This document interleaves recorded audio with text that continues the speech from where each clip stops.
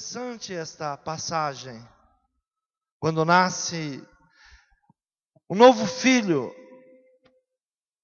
a Adão e a Eva. E depois do seu pecado, uma grande tragédia vem a essa família. Um irmão tira a vida do outro irmão. E desde então, Adão e Eva, eles viviam temerosos, com medo. E passado muitos anos depois dessa tragédia, Eva e Adão, eles se conhecem novamente, e diz que Deus concedeu outra semente no lugar de Abel, porquanto Caim o matou. E a Sete mesmo também nasceu um filho, e chamou seu nome Enos. Então se começou a invocar o nome de Deus. Então essa palavra, então se começou a invocar o nome de Deus, nos mostra uma grande mudança na humanidade. Porque a partir de Sete, Deus começa a mudar a história da humanidade. E através de Sete, Deus vai mudar todo o relacionamento de novo com o homem. Porque Deus, Ele quer ser procurado. Diga, Deus, Ele quer ser procurado. A palavra do Senhor diz que todo aquele que busca com todo o seu coração, o encontrará. Muitas vezes nós pensamos que, por causa dos nossos erros, por causa dos nossos pecados, Deus não quer nada com a gente. Mas a grande verdade é que nós não buscamos a Deus. E quando não buscamos a Deus, nós não encontramos Deus e não encontramos mudança para tudo aquilo que nós estamos vivendo. Ainda que tenhamos passado momentos difíceis em nossa vida, sempre que buscarmos a Deus, Deus, Ele vai se apresentar e vai trazer mudança para a nossa família, nossa casa, nossa vida. Então Deus, agora Ele está sendo buscado. Deus está sendo invocado. Deus está sendo procurado. E não importa quantos anos você já viveu. Não importa quanto tempo de vida você tem. Não importa quantos aniversários você já comemorou. Quando nós lemos essa passagem e vemos que do versículo 25 para o versículo 26, parece que foi um dia para o outro, mas não foi. Sete, ele tinha 105 anos quando nasce Enos. Foi muito tempo. E através da vida de Enos, tudo começa a ser mudado. Então, quando se vence o medo, quando Eva, ela vence o medo de buscar a Deus, de buscar uma saída, de buscar uma saída para todo o trauma que sua família tinha vivido, então ela começa a pedir a Deus o quê? Novamente, uma nova semente. Ela busca em Deus algo diferente do que foi Caim. Muito interessante nesse nascimento de Sete, que a partir do nascimento de Sete, Deus começa a contar a genealogia de Adão. Foi a partir de Sete. Ele começa a falar quantos anos viveu Adão, quantos anos viveu Sete, quantos anos viveu Enos, e ele começa ali a falar a geração de Adão. Mas um capítulo antes está a geração de Caim. E a geração de Caim só nos diz o seguinte, o nome de cada um. Não diz quando nasceu e nem quando morreu. Para Deus é como se eles não tivessem existido. Nós não podemos ter uma vida para Deus se como nós não estivéssemos nascido. Nós não podemos ter uma vida para Deus que nós não temos história. Ainda que a nossa história seja muito ruim, ou começou muito ruim, Deus pode mudar a nossa história. Diga: Deus pode mudar a minha história. Então só vai ter mudança na sua vida aqueles que começarem a invocar a Deus, aqueles que buscarem a Deus. E a partir de Sete, a partir do seu filho Enos, a humanidade volta a buscar a Deus. E quando a humanidade volta a buscar a Deus, e vem até os nossos dias de hoje, diga: quando se vence o medo, começa a sabedoria. Quando eu venço o meu medo, quando eu venço o obstáculo de me chegar a Deus, quando eu não vejo Deus como alguém fora da minha realidade, a sabedoria começa a chegar na minha vida. Porque o princípio da sabedoria, qual é? Honrar a Deus. Honrar a Deus. Esse é o princípio da sabedoria. Então, quando eu venço o medo, eu começo a conquistar tudo na minha vida de novo. Ainda que a minha história não tenha sido uma história que começou muito bem. Ainda que a minha história tenha sido uma história de derrota, de enganos, de mentiras. Mas se eu buscar a Deus, eu posso mudar todo o meu futuro. Quantos querem uma mudança? Abra sua Bíblia no livro de Gênesis ainda, capítulo 25. Capítulo 25 vai falar de dois homens, duas gerações. Vai falar do seu nascimento, de como eles nasceram. Diz assim no versículo 24 do capítulo 25 de Gênesis: e cumprindo-se os seus dias para dar à luz, eis os gêmeos no seu ventre. E saiu o primeiro ruivo, e todo como uma veste cabeluda. Por isso chamaram o seu nome Esaú. E depois saiu o seu irmão, agarrado sua mão ao calcanhar de Esaú. Por isso se chamou o seu nome Jacó. E era Isaque da idade de 60 anos, quando o gerou. E cresceram os meninos. E Esaú foi varão perito na caça, varão do campo. Mas Jacó era varão simples, habitando em tendas. E amava Isaque a Esaú, porque a caça era do seu gosto.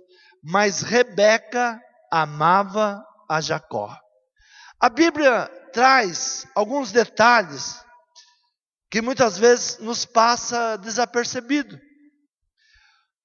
Principalmente quando diz assim: e amava Isaque a Esaú, porque a caça era o seu gosto.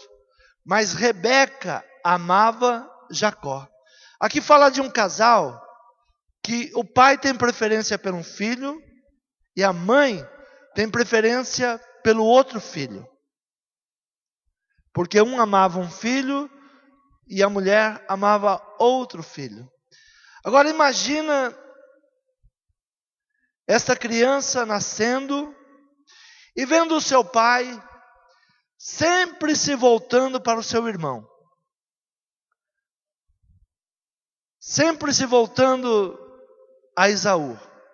Esaú voltava das caças, aí Isaque sentava com ele na beira da fogueira, fazia ali um assado, e os dois ficavam conversando.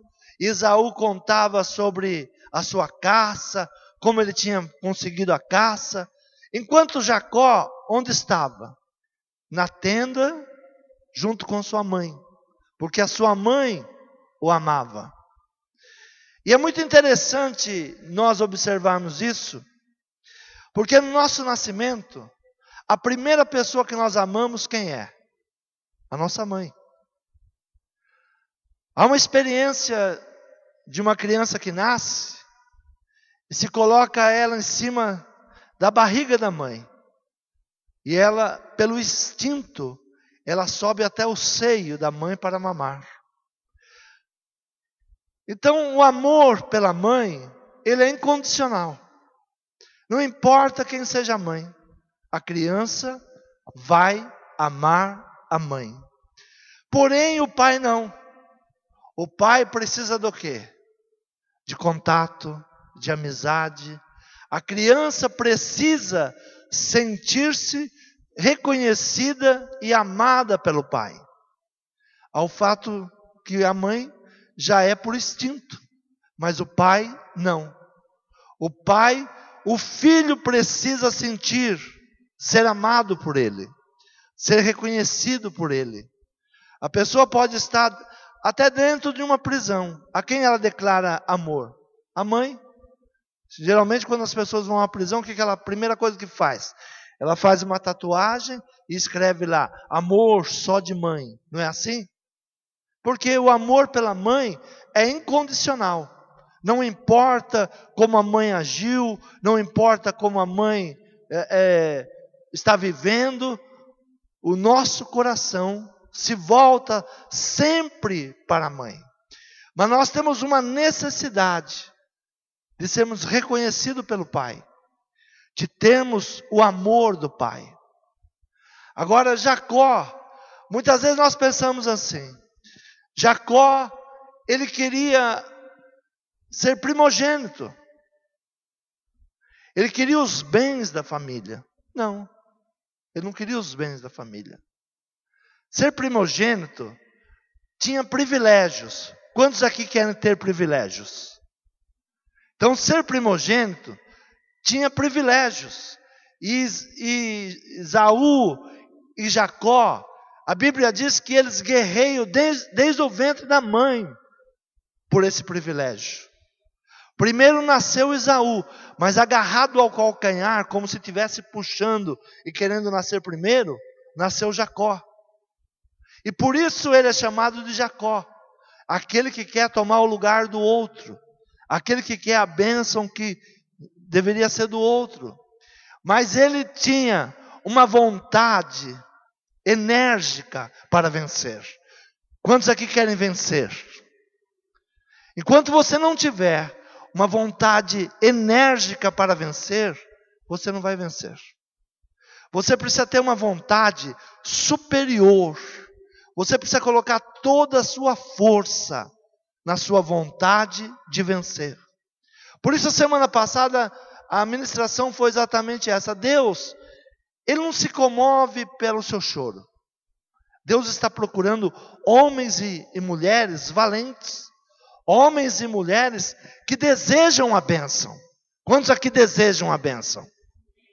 Então Jacó, ele era alguém que ele desejava a bênção. Enquanto ele não tivesse o amor do seu pai, ele não teria bênção. Ele não seria alguém abençoado. Porque pela lei, o primogênito, ele tinha direito a muitas coisas. Livro de Deuteronômio, capítulo 21, fala sobre os direitos de um primogênito. Se está aqui na Bíblia o direito de um primogênito, é porque tinha que ser respeitado, era direito. Então Jacó, ele luta com o seu irmão, porque ele queria essa bênção, ser o primogênito.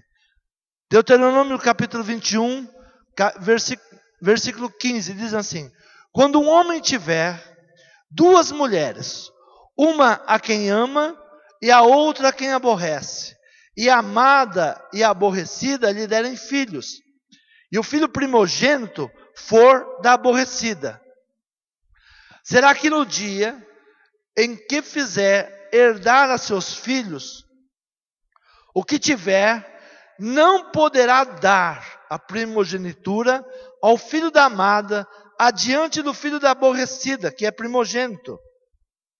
Mas ao filho da aborrecida reconhecerá por primogênito, dando-lhe dobrada porção de tudo quanto tiver, porquanto aquele que é o princípio da sua força, o direito da primogenitura seu é. Então era um direito de ser o primogênito. E o direito de ser o primogênito trazia alguns benefícios. E um deles era, quando a herança do pai fosse colocada à disposição, o primogênito teria porção dobrada de tudo quanto tiver. Ele seria chefe religioso, ele seria chefe social da família, a bênção do pai e guardião dos altares familiares. Então esse era o privilégio daquele que era o primogênito. Então Jacó, ele, apesar de ser alguém muito simples, estar ali junto com a sua mãe, não ser um homem de caça, não ser um homem que trazia ao seu pai as caças que o agradava, e ele estava junto à sua mãe, ele tinha o amor da mãe, mas de algum modo ele desejava o amor do pai. E nós só seremos abençoados se nós colocarmos toda a nossa força em ter o amor do Pai. Quem é o primogênito? O nosso Senhor Jesus Cristo. Ele é o primogênito.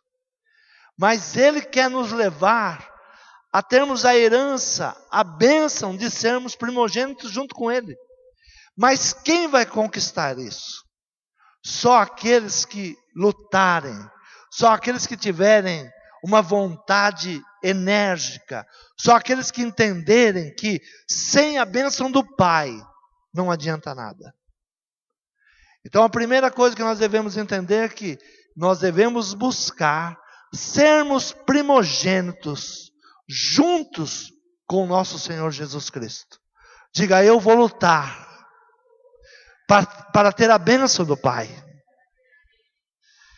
Então ser primogênito é receber a bênção do Pai.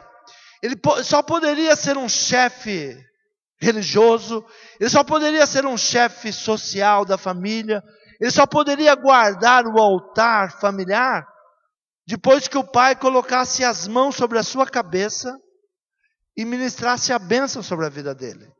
Até então, ele só teria uma promessa.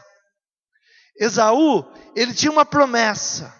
Ele tinha nascido primeiro, mas ele ainda não era o primogênito. Ele não tinha bênção.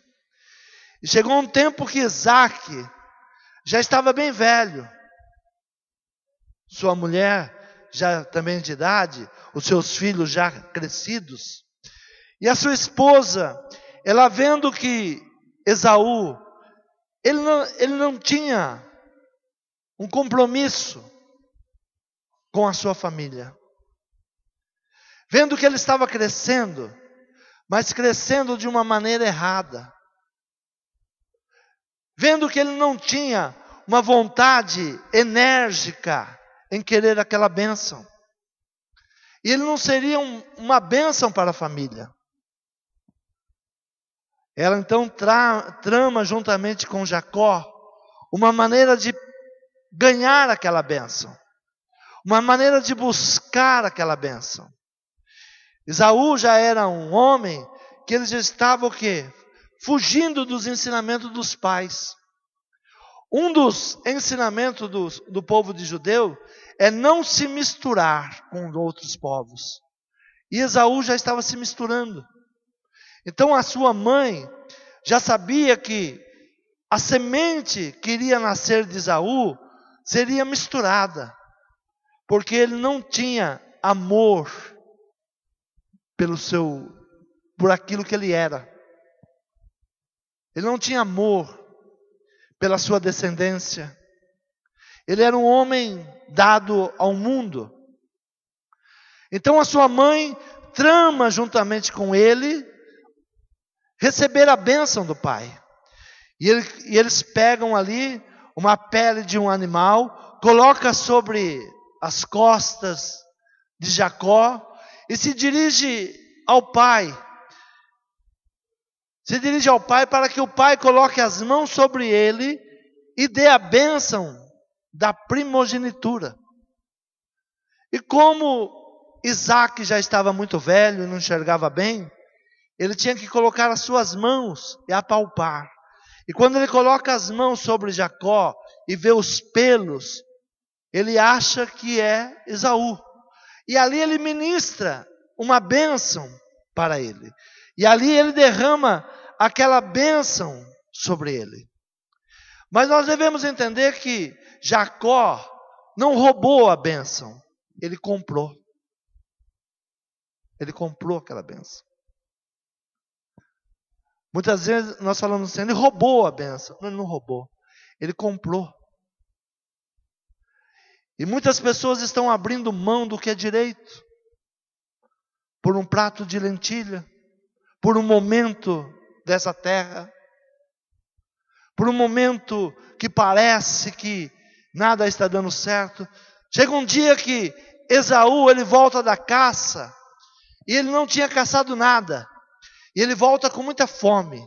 E Jacó, que era um moço, que estava sempre junto com a sua mãe, sabia cozinhar, estava dentro da tenda, estava preparando lá uma comida, estava preparando um almoço. Ismael chega para ele e diz, me dá um prato dessa comida. E ele diz, eu te vendo. Nós podemos fazer uma troca. Esaú pergunta, o que você quer de troca? E ele diz, eu quero ser o primogênito. E ele diz, e que me serve ser o primogênito se eu estou morrendo de fome? De que me serve a bênção do pai se eu estou morrendo de fome? De que me serve a bênção do pai se eu não tenho algo que eu mais quero agora? Quantas vezes nós fazemos isso? Por coisas momentâneas, nós trocamos a nossa bênção. Nós vendemos a nossa bênção. Nós entregamos a nossa bênção. Por coisas momentâneas. Por coisas passageiras. Então ele entrega ali para o seu irmão tudo que ele possuía de futuro, tudo que ele teria para o seu futuro. Abra a tua Bíblia no livro de Gênesis, capítulo 27. E aconteceu que, acabando Isaac de abençoar a Jacó, apenas Jacó acabava de sair da face de Isaac, seu pai. Veio Esaú, seu irmão, da sua caça, e fez também ele um guisado saboroso, e trouxe ao seu pai e disse a seu pai, levanta-te, meu pai, e come da caça do teu filho, para que me abençoe a tua alma. E disse-lhe Isaac, seu pai, quem és tu? E ele disse, eu sou teu filho, o teu primogênito, Esaú. Então estremeceu Isaac, deu um estremecimento muito grande, e disse, quem, pois, é aquele que apanhou a caça e me trouxe? E eu comi de tudo, antes que tu viesses, e abençoei-o, também será bendito. Esaú, ouvindo as palavras do seu pai, bradou com grande e muito amargo brado, e disse ao seu pai, abençoa-me a mim, meu pai. E ele disse, veio teu irmão com sutileza e tomou a sua bênção. Algo muito interessante nessa passagem, se fosse nos dias de hoje, Isaac simplesmente dizer assim, eu dei a bênção a Jacó, mas eu errei, agora eu vou dar para você. A palavra de um homem poderia ser levada ao tribunal. A palavra de um homem tinha muito valor. Diga, minha palavra tem valor. Sabe que nos dias de hoje, por causa dos tribunais que nós estamos vivendo, nós achamos que as nossas palavras não valem nada. Mas Jesus diz assim, vós sereis julgados pelas vossas palavras. Vocês serão julgados pelas suas palavras. Tudo aquilo que nós falamos está sendo registrado. Tudo aquilo que nós pronunciamos são decretos. e às vezes decretos de morte para nós, decretos de condenação para nós. E como nós olhamos para um tribunal humano hoje, e nós achamos que a palavra de um homem não tem poder nenhum, mas a palavra de um homem, nesses dias de Isaac, era a palavra que valia mais do que o que estava escrito, valia mais do que algo reconhecido em cartório. Ele empenhou a sua palavra, e ele não poderia mudar a sua palavra. Ele disse: eu abençoei e não posso revogar. Eu dei a bênção a Jacó e não posso mudar. E tomou a sua bênção. Isaac diz a Esaú: você perdeu a bênção. A bênção não é mais sua. Você perdeu a bênção. A bênção não é mais sua. Então hoje nós devemos entender que, quando nós falamos assim, eu tenho uma aliança com Deus. Deus não quebra aliança. Mas as suas palavras, elas estão sendo levadas ao tribunal. Por ela você será julgado. Eu vou servir a Deus. Eu vou buscar a bênção de Deus. E muitas pessoas pensam que empenhar a sua palavra não tem nada de mais. Jacó, nesse momento agora, ele lutou por ser primogênito, e agora ele é primogênito. Mas é interessante que agora, em conquistar a primogenitura, ele tem que deixar o lugar que sempre foi um lugar de conforto. Ele não era um homem de caça, ele estava sempre dentro da tenda, sempre junto com a sua mãe. Agora o seu irmão quer matá-lo. O que ele tem que fazer? Sair do seu lugar de conforto e ir para a casa dos seus tios. Uma viagem de 600 quilômetros, que ele não conhecia ninguém, ele não sabia quem eram os seus tios, ele só sabia que era seu tio, mas nunca tinha convivido com eles, talvez nunca tinha feito uma viagem de 600 quilômetros, não sabia o que ia encontrar pelo caminho, mas agora ele era o primogênito. Você sabe o que vai acontecer amanhã com você? Quantos aqui sabem? Ninguém sabe. Nós estamos numa viagem. Apesar de nós sermos primogênitos, juntamente com o nosso Senhor Jesus Cristo, nós não sabemos o nosso dia de amanhã. E o futuro, ele tem muitos nomes. Para os fracos, o futuro, o nome dele é inatingível. Diga: para os fracos, o futuro é inatingível. Para os temerosos, é o desconhecido. Para os valentes, é a oportunidade. Diga: para os valentes, o futuro é oportunidade. Então o futuro ele pode ter muito nome, depende de como você reage a esse futuro. Depende de como você encara o futuro. Se você tem se mostrado fraco, o futuro é inatingível. E a Bíblia diz assim: se fores fraco, no dia da tua adversidade, a tua força será pequena. Se você for fraco, no dia da sua adversidade, a sua força será pequena. Então Jacó, ele lutou por uma bênção.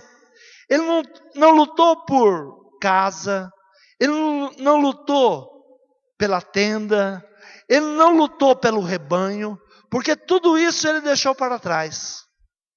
Tudo isso ele deixou para trás. Mas ele saiu da casa dos seus pais com uma certeza: ele era o abençoado e ninguém podia tirar isso dele. Diga: eu quero a bênção do Pai. Deus, ele sempre se mostra como pai. Sempre se mostra como pai. Veja que o amor da mãe nós sempre temos, mas a bênção do pai nós precisamos conquistar. A bênção do pai nós precisamos lutar. E lutar por aqueles que se dizem que têm o direito, quando na realidade não querem usufruir dessa bênção. Nós temos que lutar. Há impedimentos, há embaraços. Muitas vezes nós temos que sair para um futuro que nós não conhecemos. E sair para esse futuro, nós vamos ter que ter uma motivação, nós vamos ter que ter uma vontade enérgica para vencer. Não importa o que vamos encontrar no futuro, mas nós temos que vencer. Nós temos que ter uma vontade dentro de nós, que é maior do que nós. Quantos querem vencer? Diga, para vencer, eu preciso ter uma vontade enérgica e me lançar em um futuro que eu não sei como ele é, mas uma coisa eu sei: eu tenho a bênção do Pai. E se eu tenho a bênção do Pai, não importa como o futuro se apresenta, eu vou vencer. Amém? Diga, eu tenho a bênção do Pai. Não importa como o futuro vai se apresentar, eu tenho a bênção do Pai. E Jacó, ele chega na casa do seu tio, e agora ele logo se apaixona pela sua prima, e ele quer casar com ela. Aí o seu sogro, um homem de negócios, diz: olha, aqui nessa terra, para você conquistar, você precisa trabalhar. Então trabalhe para mim 7 anos, e você vai levar a sua amada. E ele trabalha 7 anos, pensando na sua amada, pensando em se casar. E quando chega o 7º ano, ele vai cobrar do seu sogro. E o seu sogro faz uma grande festa. Sabe quantos dias é a festa de um casamento judaico? 7 dias. 7 dias de festa. Imagina Jacó no 7º dia, tomando vinho, comendo carnes. Aí abre-se a tenda e ele vai junto com a sua amada. Só que quando ele acorda no outro dia, ele percebe que a mulher que dormiu com ele não é a sua amada, e sim a irmã da sua amada, a sua irmã mais velha.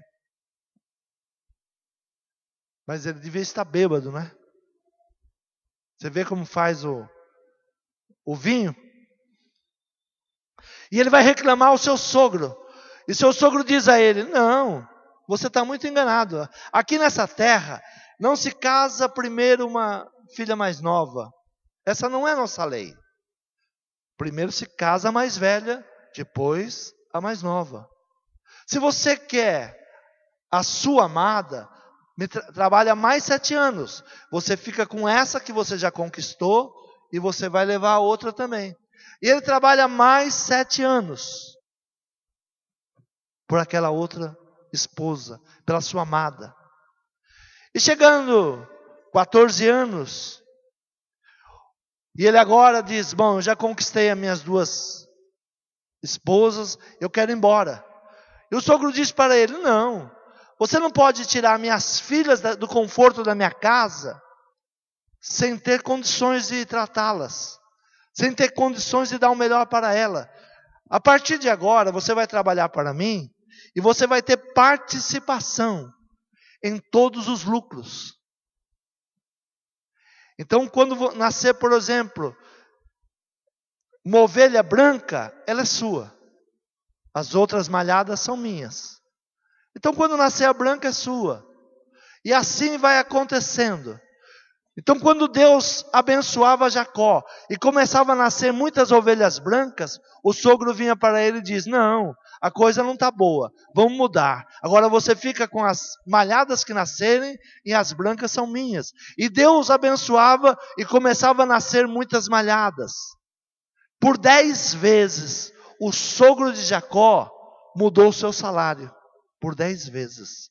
Mas ele tinha algo agora, que é muito mais importante do que casa, do que carro, do que bens, do que dinheiro. Qual era a bênção que ele tinha? A bênção do Pai. Diga, eu preciso, nessas 12 semanas, conquistar a bênção do Pai. Quando eu perder o medo de me chegar ao Pai, a sabedoria veio ao meu coração. Então nessas 12 semanas, há uma guerra no nosso coração. E qual é essa guerra? Conquistar a bênção do Pai. Se nós tivéssemos começado essa campanha dizendo assim, quem entrar aqui vai sair com uma casa nova, quem entrar aqui vai sair com um carro, hoje estaria lotado. Mas nós queremos homens e mulheres de sabedoria. Então nós queremos uma igreja com sabedoria, não uma igreja que fica correndo atrás de benção aqui, benção lá, me dá uma casa, me dá isso, me dá aquilo. Se você tiver a bênção do Pai, ainda que alguém trabalhar contra você, Deus continua te abençoando. Você quer isso? Diga nesta noite, eu quero a bênção do Pai. A bênção do Pai é algo irrevogável. É algo que ninguém pode tirar. Enquanto você tiver apenas a promessa, você pode perder. Mas nós não podemos ficar com a promessa. Nós temos que sentir a mão de Deus sobre a nossa vida. Nós temos que fazer uma aliança com Deus. Diga, eu estou caminhando para um destino que eu não sei o que me espera. Diga, se eu for fraco, será inatingível. Se eu for temeroso, será o desconhecido. Mas para os valentes, o destino é a melhor oportunidade. E quando Jacó, ele entende que ele está num destino, e que o Deus de seu pai, a qual ele conhecia só de ouvir, agora quer falar com ele. Muitas vezes nós frequentamos igreja, irmãos, 20 anos, 30 anos, alguns até já nasceram dentro da igreja, mas isso não quer dizer nada. Enquanto nós não tivermos uma aliança profunda com Deus, Ele será apenas o Deus do pastor, Ele será apenas o Deus do meu pai, Ele será apenas o Deus daquela igreja. Ele precisa ser o meu Deus. Diga, Ele precisa ser o meu Deus. Eu fico impressionado quando às vezes um pastor diz assim, pelo meu Deus você vai receber. Irmãos, eu preciso te ensinar que esse Deus que eu sirvo, Ele quer ser o seu pai. Quantos querem isso? Senão nós vamos viver pela fé dos outros. Quantos querem viver pela fé do pastor Gerson? Alguém quer viver pela minha fé? Não. Você tem que lutar para receber a bênção de Deus. Deus quer colocar as mãos sobre a sua cabeça e falar que você é filho e que você é filha. E Ele quer te entregar nas suas mãos e você ser um chefe religioso. Aonde? Na sua casa. Você é sacerdote, você é sacerdotisa, você é profeta, você é pastor da sua família, você é pastora da sua família. Ele quer que todo o trabalho de adoração a Deus seja da sua responsabilidade. Quantos querem isso? Diga, o melhor culto a Deus eu vou prestar. Então Deus quer exatamente isso. Então Jacó, ele tem um encontro com Deus. Capítulo 28, Versículo 18. Então levantou-se Jacó pela manhã de madrugada e tomou a pedra que tinha posto por cabeceira e a pôs por coluna e derramou azeite em cima dela. E chamou o nome daquele lugar Betel. O nome, porém, daquela cidade dantes era Luz. E Jacó fez um voto dizendo: se nesta viagem que faço e me der pão para comer e vestes para vestir, e eu em paz tornar a casa de meu pai, o Senhor será o meu Deus. E esta pedra que tenho posto por coluna será a casa de Deus. E de tudo quanto me deres, te darei o dízimo. Diga uma aliança com Deus. Deus é o dono da prata, Deus é o dono do ouro, Deus é o dono de todas as coisas. Então, quando você faz uma aliança, tudo que é de Deus vem para você. Mas também, nesta aliança, tudo que é seu, você põe diante de Deus, à disposição de Deus. Então, esta é uma aliança que nós devemos fazer nessa viagem. Quantos querem fazer isso?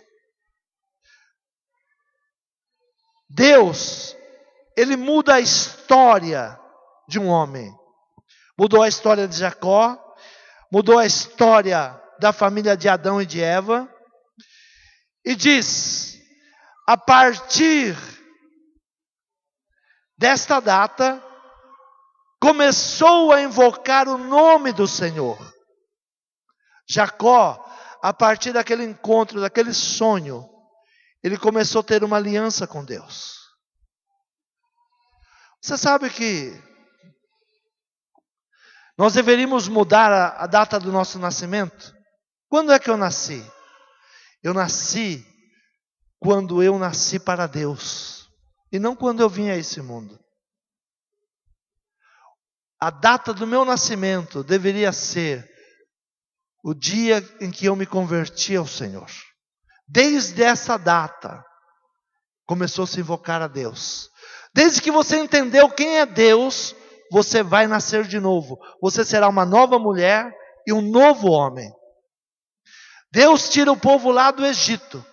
E Deus diz para Moisés assim: olha, Moisés, nós estamos no mês Abib, mês de abril, e este vos será o princípio dos meses. A partir de agora, você começa a contar os meses. O povo de Israel, ele tem a contagem dos seus dias, quando Deus liberta ele do Egito. Sabe quando é que nós nascemos? Quando Deus nos libertou da mão do nosso inimigo. Quantos aqui são libertos? Diga: a partir dessa data, eu comecei a invocar a Deus. Diga: o futuro começa com aliança. Se coloque em pé. Jacó, ele fez um voto com Deus. E a partir daquele dia, a partir daquele voto, a vida dele mudou. E Jacó fez um voto dizendo: se Deus for comigo. Feche os teus olhos. Talvez você viveu muitos anos usufruindo da fé do seu pai, usufruindo da fé do seu irmão, usufruindo da fé do pastor, da igreja. Toma uma decisão hoje, que você faz uma aliança com Deus, e que você quer a bênção do Pai, que não adianta você ter casa, carros, dinheiro, se você não tiver a bênção do Pai. O mais importante, em tudo que você vai possuir, não é os bens materiais, é a bênção do Pai. Por isso que Jesus disse: venha a nós o teu reino, buscai o reino de Deus, e as demais coisas vos serão acrescentadas. Se você tem a bênção do Pai, as demais coisas vão ser acrescentadas. A igreja precisa trabalhar com sabedoria, com inteligência. Se você faz uma aliança com Deus, você é um dizimista. Por quê?